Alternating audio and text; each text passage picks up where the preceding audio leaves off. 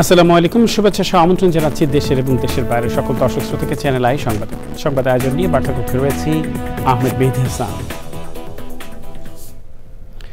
সংবাদের শুরুতেই চলুন জেনে নেওয়া যাক ফ্রেশ ফর্টিফাইড সয়াবিন তেল সংবাদ শিরোনাম। দ্রুত সংস্কার শেষ করে নির্বাচনের দিকে যাবে সরকার। দেশ জুড়ে উত্তেজনার বিষয়টি রাজনৈতিক দলগুলোর সাথে বসে সমাধানের আশ্বাস উপদেষ্টার। গণমাধ্যমের স্বাধীনতার উপর আঘাত কোনোভাবেই কাম্য নয় মন্তব্য। নওয়াবের মতবিনিময়ে গণমাধ্যমের স্বাধীনতা নিশ্চিতে অন্তর্বর্তী সরকারের প্রতি আহ্বান। এবং সুবিধাপ্রাপ্ত শিল্পগুলোকে নিয়ে সামনে এগোতে চায় বাংলাদেশ বিনিয়োগ উন্নয়ন কর্তৃপক্ষ। প্রযুক্তি ও কৃষিক্ষেত্রে বিপুল সম্ভাবনা।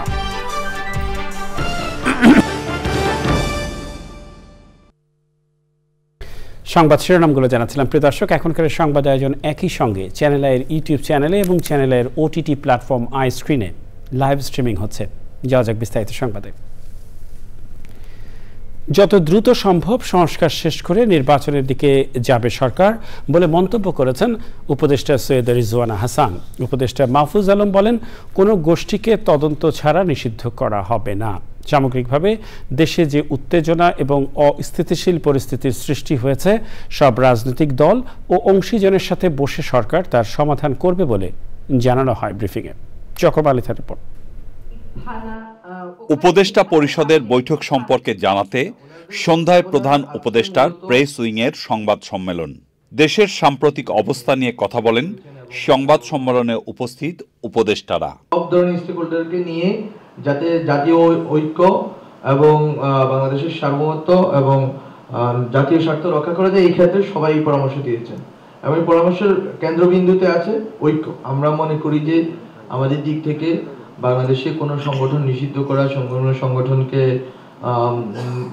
কোনো সংগঠনকে নিবন্ধন বাতিল করা বা যেই ধরনের আইনি উদ্যোগেই হোক না কেন, এটা নির্দিষ্ট প্রক্রিয়া অনুসরণ করে এবং তদন্ত সাপেক্ষে আমরা এটা করতে চাই, যাতে কোনো কোয়ার্টার্সে কোনো ধরনের অনিশ্চয়তা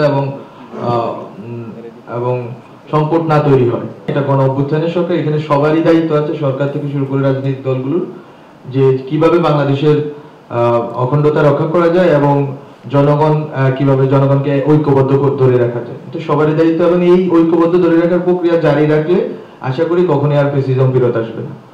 নির্বাচন নিয়ে সাংবাদিকদের প্রশ্নের উত্তর দেন তারা।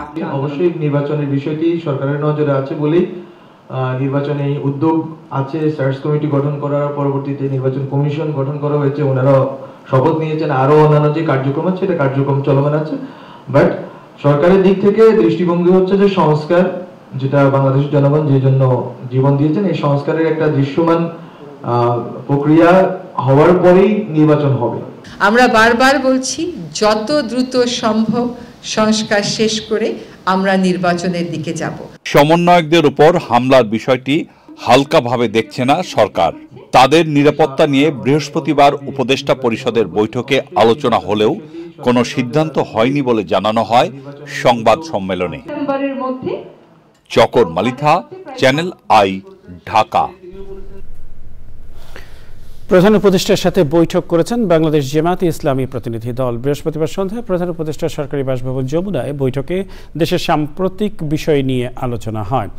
বৈঠকে প্রধান উপদেষ্টা অধ্যাপক মোহাম্মদ ইউনূসের সাথে আরও কয়েকজন উপদেষ্টা উপস্থিত ছিলেন। 5 সদস্যের জামাত প্রতিনিধি দলের নেতৃত্ব দেন বাংলাদেশ জামায়াতে ইসলামীর আমির ডাক্তার শফিকুর রহমান।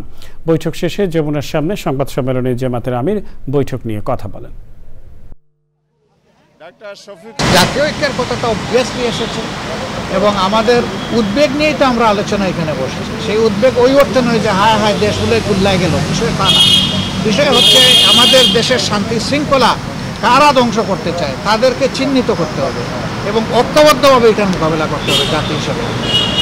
মিনিমাম সংস্কার যেগুলো দরকার, যেমন আমাদের 41 দফা দাবি আছে সংস্কারের, কিন্তু এই সরকারের জন্য আমরা 41 দফা দেইনি। আপনাদের মাধ্যমে আমরা মাত্র 10 দফা দিয়েছি, জাতির সামনে উপস্থাপন করেছি এবং তাদেরকে আমরা হ্যান্ড ওভার দিয়েছি। আমরা চাই যে এই সংস্কারগুলো দ্রুত করা দরকার, এই সংস্কারগুলো করে যত দ্রুত সম্ভব নির্বাচন দিয়ে দেওয়া উচিত। News paper owners association NOAB আয়োজিত রাজনীতিবিদদের সাথে মত বিনিময় সভায় বক্তারা বলেছেন, গণমাধ্যমের স্বাধীনতার উপর আঘাত কোনোভাবেই কাম্য নয়। গণমাধ্যমের স্বাধীনতা নিশ্চিত করতে অন্তর্বর্তী সরকারের প্রতি আহ্বান জানান বক্তারা। ইফতেখার উদ্দিনের রিপোর্ট। রাজধানীতে সংবাদপত্র মালিকদের সংগঠন news paper owners association NOAB আয়োজন করে আক্রমণের মুখে সাংবাদিকতা ও গণমাধ্যম প্রতিষ্ঠান শীর্ষক আলোচনা সভা। এতে অংশ নেন বিভিন্ন রাজনৈতিক দলের শীর্ষ নেতারা। আলোচনার শুরুতেই গণমাধ্যম নিয়ে সমসাময়িক সংকটের কথা তুলে ধরেন নোয়াব নেতারা। সম্প্রতি একটা মহল ইংরেজি দৈনিক ডেইলি স্টার ও প্রথম আলোর বিরুদ্ধে যে ধরনের কর্মসূচি পালন করেছে ও প্রচারণা অব্যাহত রেখেছে তা সংবাদপত্রের স্বাধীনতার উপর চরম হুমকি ছাড়া আর কিছুই নয়। গণতান্ত্রিকরণের যে প্রক্রিয়া সেটার সঙ্গে থাকবো। আপনারা যারা রাজনৈতিক দল করেন তাদের মত প্রকাশের আমরা বলতে পারেন যে ভেহিকল, আমরা আপনাদের মত প্রকাশ করব, আবার আপনাদের সমালোচনাও করব। গণমাধ্যমে আক্রমণের সমালোচনা ও অন্তর্বর্তীকালীন সরকারের কাছে সুরক্ষা দাবি করেন রাজনীতিবিদরা। আপনারা যদি সত্যি প্রোটেকশন চান তাহলে আপনাদের ওই ক্যাম্পেইনটা স্টার্ট করতে হবে সরকারের সাথে, যে যত তাড়াতাড়ি সম্ভব নির্বাচন দিয়ে জনগণের হাতে আপনারা ক্ষমতাটা দিয়ে দেন। আজকে কিছু মানুষ তারা জাতিকে বিভ্রান্ত করার চেষ্টা করছে। আপনার কিছু কথা বলা হচ্ছে, যে কথাগুলো আমার কাছে মনে হয় যে পুরোপুরি নৈরাজ্যের দিকে নিয়ে যাচ্ছে, এনার্কির দিকে নিয়ে যাচ্ছে। এটা আমাদের সকলের ঐক্যবদ্ধ হয়ে আপনার এটাকে বন্ধ করা দরকার। নাহলে যে লক্ষ্য নিয়ে এই যে আমাদের ছেলেরা প্রাণ দিয়েছে, আমাদের মানুষের প্রাণ দিয়েছে, এটা সবটাই ব্যর্থ হয়ে যাবে। হত্যা মামলায় গণহারে সাংবাদিকদের নাম অন্তর্ভুক্তির সমালোচনা করেন আলোচকরা। বহু সাংবাদিক বন্ধুরা আছেন তারা সেলফ সেন্সরশিপ করেই এই রিজিমকে রক্ষার চেষ্টা করে, কিন্তু তার মানে তো এটা না গণভাবে আমি কার্ড বাতিল করব, গণভাবে এইটা না আমি ওই অপরাধী করতে পারো, কিন্তু হত্যা মামলা সহ সব মামলার মধ্যে সাংবাদিক সহ অন্যদেরকে ঢুকিয়ে দেব। গণমাধ্যম ও মত প্রকাশের স্বাধীনতা বিনষ্ট হলে দেশ সামনে এগোতে পারবে না বলে মনে করেন অনুষ্ঠানে অংশ নেওয়া বক্তারা। Iftekhar Uddin, channel I, Dhaka. দেশে গার্মেন্টসের পর যে শিল্পগুলোতে তুলনামূলকভাবে সুবিধা রয়েছে সেগুলো নিয়ে সামনে এগোতে চায় বাংলাদেশ বিনিয়োগ উন্নয়ন কর্তৃপক্ষ বিডা। নির্বাহী চেয়ারম্যান জানিয়েছেন, ইলেকট্রনিক্স, লাইট ইঞ্জিনিয়ারিং, প্রযুক্তি, কৃষি এমন কয়েকটি ক্ষেত্রে বাংলাদেশের এগিয়ে যাওয়ার বিপুল সম্ভাবনা রয়েছে। এজন্য সুনির্দিষ্ট রোডম্যাপ তৈরি করে সরকার ও প্রাইভেট সেক্টরকে অভিন্ন লক্ষ্যে কাজ করতে হবে। পরাগ আজিমের রিপোর্ট। সস্তা শ্রমসহ তুলনামূলক কিছু সুবিধা থাকায় বাংলাদেশের তৈরি পোশাক বা গার্মেন্টস শিল্প বিশ্বের দরবারে মাথা উঁচু করে দাঁড়িয়ে আছে কয়েক যুগ ধরেই। দেশে কর্মসংস্থান ও বৈদেশিক মুদ্রা অর্জনে এই শিল্প রাখছে অনন্য ভূমিকা। কিন্তু দ্রুত অর্থনৈতিক উন্নয়নে শুধু একটি সেক্টরের উপর নির্ভরশীল হতে চায় না বাংলাদেশ। অন্য যেসব শিল্প এগিয়ে নিতে পারে দেশকে তা চিহ্নিত করে কাজ শুরু করছে বিনিয়োগ উন্নয়ন কর্তৃপক্ষ বিডা। কিছু নাম আমি অলরেডি অনেকের কাছে শুনছি, যেগুলো আমি প্রায়ই শুনি এবং সেটা আমি এক্সপার্টদের কাছে শুনছি। আমি নিজেকে সবচেয়ে বড় এক্সপার্ট মনে করি না। এখানে অনেকেই অনেক রিসার্চার আছেন, অনেকে অনেক কাজ করেছেন। যেরকম অনেকেই বলেন যে ইলেকট্রনিক্স, লাইট ইঞ্জিনিয়ারিং, এগ্রো, এরকম বেশ কিছু সেক্টর আছে যেগুলোতে ডেফিনেটলি বাংলাদেশের কিছু কম্পিটিটিভ এজ আছে। বাট সেই এজগুলো নিয়ে আমরা হয়তো টেকনোলজি সেগুলো নিয়ে আমরা হয়তো সামনে কাজ করবো এবং আইডেন্টিফাই করার চেষ্টা করবো যে ঠিক আছে এই 5টা সেক্টর নিয়ে আমরা আসলে আগামী 5-10 বছর আমাদের একটা ক্লিয়ার রোডম্যাপ আছে যেখানে আমরা গ্রো করতে চাই। সরকার এবং প্রাইভেট সেক্টর যদি একসাথে কাজ করে তাহলে অবশ্যই গার্মেন্টসের মতো আরও 5টা-7টা সেক্টরেও আমরা একই লেভেলে চলে যাওয়া সম্পূর্ণ ক্ষমতা রাখি। বিডায় নতুন যোগ দেয়া এই নির্বাহী চেয়ারম্যান মনে করেন, দেশে সমভাবে সব এলাকায় শিল্পায়ন হয়নি, ফলে কর্মসংস্থান এবং শ্রমশক্তিকে সঠিকভাবে ব্যবহার করা যায়নি। শিল্পায়ন খুবই কনসেন্ট্রেটেড কয়েকটা জায়গায় হয়েছে এবং সেই কারণে কিন্তু আমাদের যে এমপ্লয়মেন্টকে আমরা একটা বিগ চ্যালেঞ্জ মনে করি, ঠিক যেই কারণে কোটা আন্দোলন শুরু হলো, রাইট, যে আমাদের job, employment is a big issue বাংলাদেশের জন্য। সো এই এমপ্লয়মেন্টকে এবং আমাদের যে ওয়ার্কফোর্স এটাকে যদি আমরা কাজে লাগাতে চাই, আমাদেরকে এই শিল্পায়নটাকে আরেকটু স্প্রেড করতে হবে, জনগোষ্ঠীকে ফুললি ইউটিলাইজ করতে পারি সেটার উপর বেসিস করে আগাতে হবে। যে শিল্পগুলো বাংলাদেশের জন্য বেশি উপযুক্ত সেগুলোকে গার্মেন্টসের মতোই প্রায়োরিটি সেক্টর হিসেবে সুবিধা দেওয়ার পক্ষে বিডা। পরাগ আজিম, চ্যানেল আই, ঢাকা। প্রভাবশালীরা মামলা তুলে নেওয়া ও ফ্ল্যাট দখলের হুমকি দিচ্ছে বলে অভিযোগ করেছেন দীপ্ত টিভির নিহত সম্প্রচার কর্মকর্তা তানজিল জাহান ইসলাম তামিমের পরিবার। তবে পুলিশ বলছে পুরো বিষয়টি কড়া নজরদারিতে রেখেছেন তারা। শহীদুল্লাহ রাজুর রিপোর্ট। গত 10ই অক্টোবর রাজধানীর হাতিরঝিলের মহানগর আবাসিক এলাকায় একটি আবাসন নির্মাতা প্রতিষ্ঠানের সঙ্গে ফ্ল্যাট নিয়ে বিরোধের জেরে নিহত হন দীপ্ত টিভির সম্প্রচার কর্মকর্তা তানজিল জাহান ইসলাম তামিম। এ ঘটনায় বিএনপি নেতা ও প্লিজেন্ট প্রপার্টিজের কর্ণধার শেখ রবিউল আলম রবি ও মাদকদ্রব্য নিয়ন্ত্রণ অধিদপ্তরের কর্মকর্তা মোহাম্মদ মামুনসহ 16 জনের নামে মামলা করে ভুক্তভোগীর পরিবার। পরে প্লিজেন্ট প্রপার্টিজ লিমিটেডের কর্মকর্তা মোহাম্মদ আব্দুল লতিফসহ 6 জনকে গ্রেপ্তার করে পুলিশ। নিজেদের জমিতে নির্মিত ভবনে ফ্ল্যাট পাওয়া নিয়ে ডেভেলপার কোম্পানির সঙ্গে বিরোধের জেরে নিহত তামিমের পরিবার জানিয়েছে নিজেদের নিরাপত্তা নিয়ে শঙ্কিত তারা। এই মুহূর্তে তারা যেভাবে আমাদেরকে আরও হুমকি দিয়ে বেড়াচ্ছে, জানি না প্রশাসন কত দ্রুত আমাদের সাহায্যে এগিয়ে আসতে পারবে। এই ব্যাপারটা নিয়ে আমরা আসলে একটু সন্দিহান। মামুনে ডেভেলপারের লোক আইনা আমাদের উপর হামলাগুলি করছে। তা আমি চাই সুষ্ঠুভাবে যেন আইনি প্রক্রিয়ায় এগুলি সমাধান হয়। হুমকির কোনো তথ্য নেই উল্লেখ করে পুলিশ বলছে মামলাটি গুরুত্বের সাথে নিয়েছেন তারা। যেহেতু এটা একটা সাবজুডিস ম্যাটার, এটা নিয়ে পুলিশ আইনানুগ ব্যবস্থা গ্রহণ করবে এবং আমরা বাদী পক্ষকে আশ্বস্ত করেছি এখানে কেউ কোনো রকমের অস্থিতিশীল বা পরিস্থিতি নষ্ট করার পরিবেশ যদি সৃষ্টির তৎপরতা চালায়, বিষয়টা তাৎক্ষণিকভাবে পুলিশকে অবগত করার জন্য। জমির মালিককে প্লিজেন্ট প্রপার্টিজের 5টি ফ্ল্যাট দেওয়ার চুক্তি থাকলেও 2টি হস্তান্তর করেছে। বাকি 3টির মধ্যে একটি ফ্ল্যাট মাদকদ্রব্য নিয়ন্ত্রণ অধিদপ্তরের কর্মকর্তা মোহাম্মদ মামুনের শ্বশুরের কাছে বিক্রি করে আবাসন প্রতিষ্ঠানটি, যা নিয়ে জমির মালিকের সাথে দ্বন্দ্ব চলছিল। Shahidullah Raju, Channel I, Dhaka. এবার Bangladesh West Indies test series প্রসঙ্গ।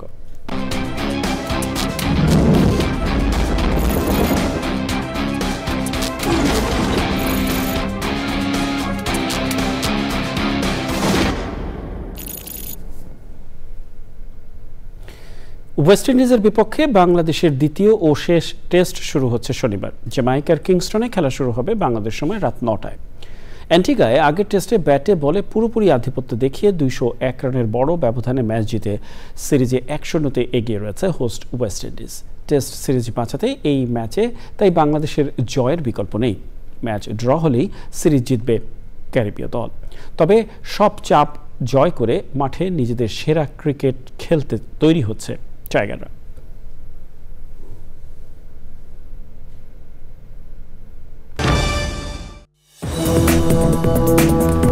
বিরতির পরে আরও একবার আমন্ত্রণ চ্যানেল আই সংবাদে। নোয়াখালীতে মেঘনা নদীর বুকে জেগে থাকা দুর্গম ঘাসিয়ার চরে ডাকাতের উপদ্রব বেড়েছে। এক রাতেই লুট করেছে 50টির বেশি দোকান, গরু, ধান ও স্বর্ণালঙ্কার। অরক্ষিত চরে আবারও ডাকাতের আক্রমণের ভয়ে আতঙ্কিত চরবাসী। নোয়াখালী থেকে আলাউদ্দিন শিবলের পাঠানো তথ্য ও ভিডিওচিত্রে রাজীব আহমেদের রিপোর্ট। নোয়াখালীর হাতিয়ার ঘাসিয়ার চর জনবসতি শুরু হয়েছে 9-10 বছর আগে। নদী ভাঙনের শিকার প্রায় 15,000 উদ্বাস্তু মানুষের মাথা গোজার ঠাঁই হয় এ চরে।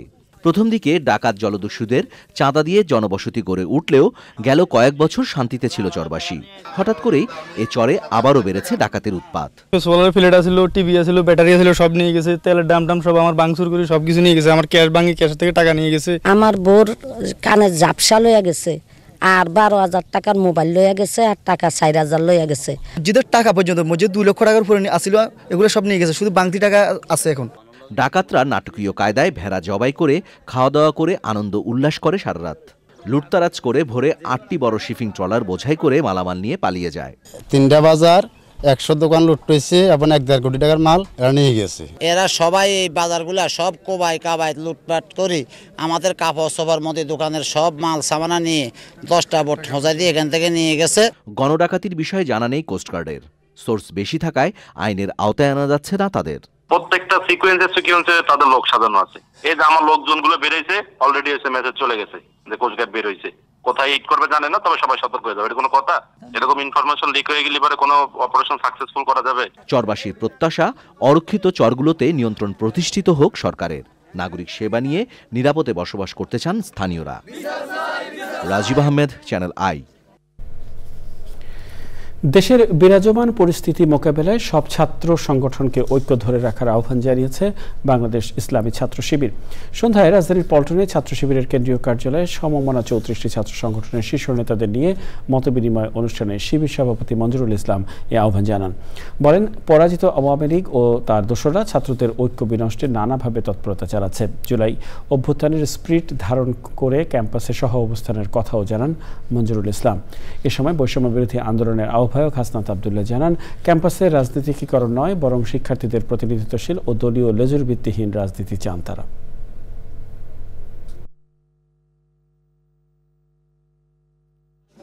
এই অস্থিতিশীল পরিবেশ সৃষ্টি করার জন্য আওয়ামী লীগ থেকে শুরু করে বিভিন্ন আওয়ামী লীগের অঙ্গ সংগঠন, ইভেন আমরা দেখতে পাচ্ছি এখন বর্তমানে এসে ইসকন সহ উগ্র বিভিন্ন সংগঠন অস্থিতিশীল পরিবেশ সৃষ্টি করে যাচ্ছে।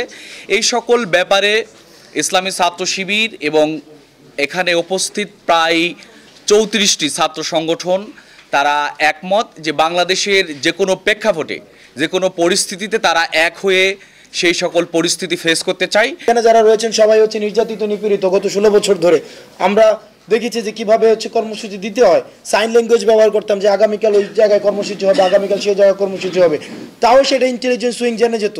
কিন্তু এখন 2 দিন আগে ফেসবুকে ঘোষণা দিয়েছে, সেই জায়গায় ইন্টেলিজেন্স উইং এর একটা ইনঅ্যাক্টিভিটি আমরা দেখতে পেয়েছি, যেটাকে আমরা ফেইলিওর হিসেবে আমরা চিহ্নিত করেছি। গুলশান ক্লাবের উদ্যোগে আয়োজিত 4র্থ আন্তঃক্লাব স্পোর্টস কার্নিভাল গুলশান ক্লাব অলিম্পিয়াডে 8টি স্বর্ণ ও 9টি রৌপ্য পেয়ে চ্যাম্পিয়ন হয়েছে গুলশান ক্লাব। 5টি স্বর্ণ ও 3টি রৌপ্য পেয়ে রানার আপ হয়েছেন ক্যাডেট কলেজ ক্লাব। বিজয়ীদের পুরস্কার প্রদান করেন ঢাকা ব্যাংকের চেয়ারম্যান আব্দুল হাই সরকার। গুলশান ক্লাবের টেনিস গ্রাউন্ডে অলিম্পিয়াডের সমাপনীতে ছিলেন ক্লাবের সভাপতি আনোয়ার রশিদ, ঢাকা ব্যাংকের ব্যবস্থাপনা পরিচালক শেখ মোহাম্মদ মারুফ, অলিম্পিয়াডে আয়োজক কমিটির চেয়ারম্যান মিনহাজ কামাল খান, ভাইস চেয়ারম্যান মাহবুবুল হক সুফিয়ানি, গুলশান ইয়ুথ ক্লাবের ভাইস প্রেসিডেন্ট মেহেদি হাসান এবং অন্যরা। 8 দিনের অলিম্পিয়াডে 16টি ক্লাবের 700-র বেশি প্রতিযোগী বিভিন্ন ইভেন্টে অংশ নেন। আয়োজনে মিডিয়া পার্টনার ছিল চ্যানেল আই। বাংলাদেশি জাতীয়তাবাদ, স্বাধীনতার চেতনা, কার্যকর গণতন্ত্র ও ধর্মীয় মূল্যবোধ, এই 4 নীতির উপর ভিত্তি করে আত্মপ্রকাশ করল রাজনৈতিক সংগঠন বাংলাদেশ জাগ্রত পার্টি। জাতীয় প্রেস ক্লাবে দলটির আত্মপ্রকাশ অনুষ্ঠিত হয়। বক্তারা বলেন, জনকল্যাণে কার্যকর গণতন্ত্র প্রতিষ্ঠা করাই এই পার্টির মূল লক্ষ্য। সংগঠনের আহ্বায়ক হিসেবে ইঞ্জিনিয়ার ইকরামুল খান এবং সদস্য সচিব হিসেবে C&F ব্যবসায়ী আবুল কালাম আজাদ দায়িত্ব পালন করবেন।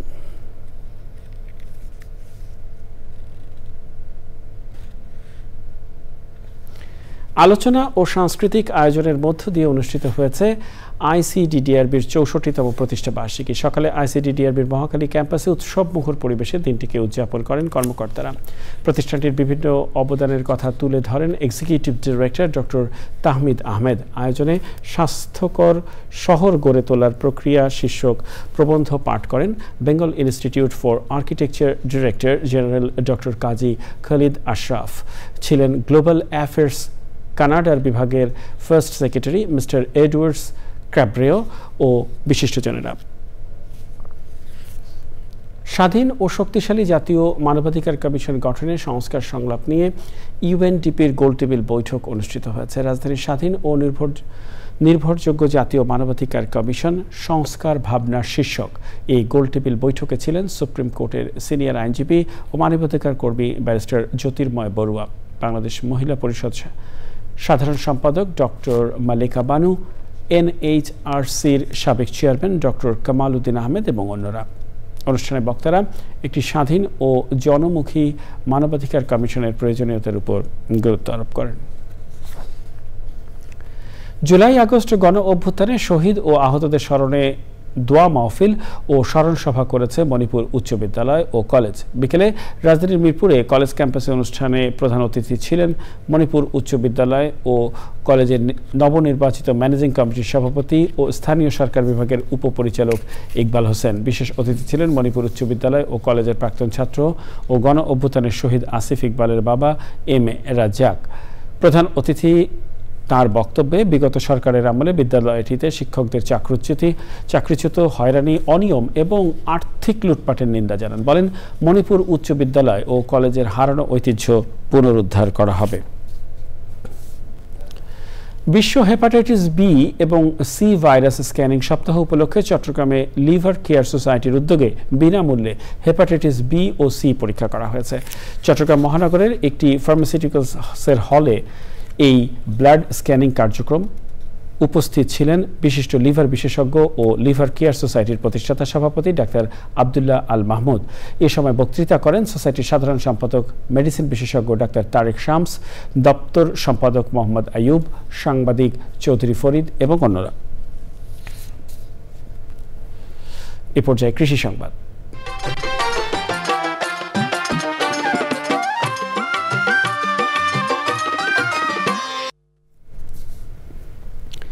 উপকূলীয় জেলা বাগেরহাটের ফকিরহাট উপজেলায়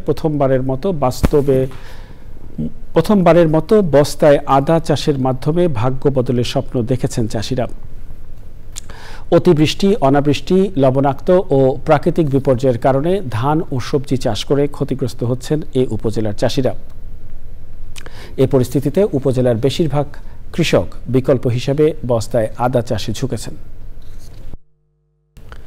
দেখবেন প্রকৃতি সংবাদ।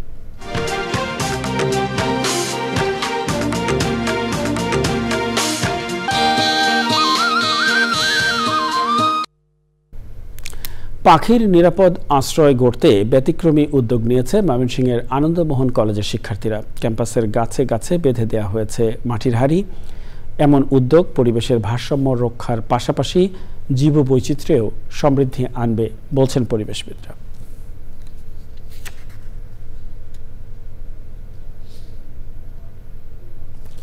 দেখবেন খেলার খবর।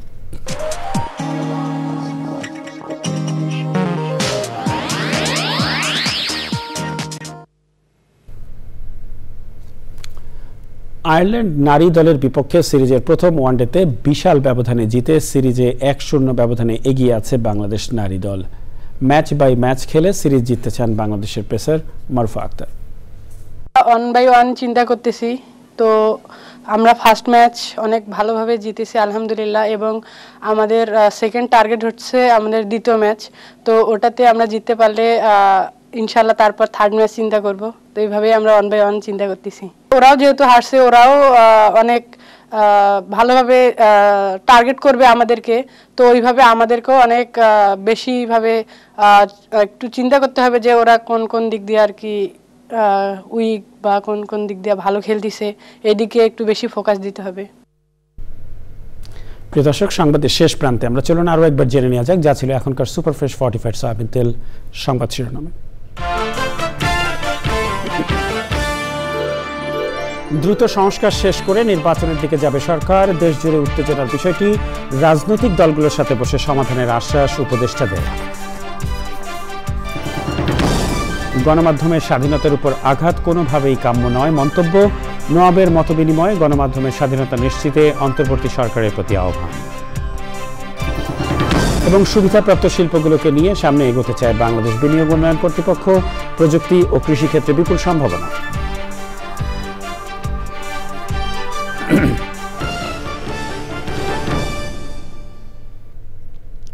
শেষ করছি এখনকার সংবাদ আয়োজন। ধন্যবাদ সবাইকে এতক্ষণ আমাদের সাথে থাকার জন্য।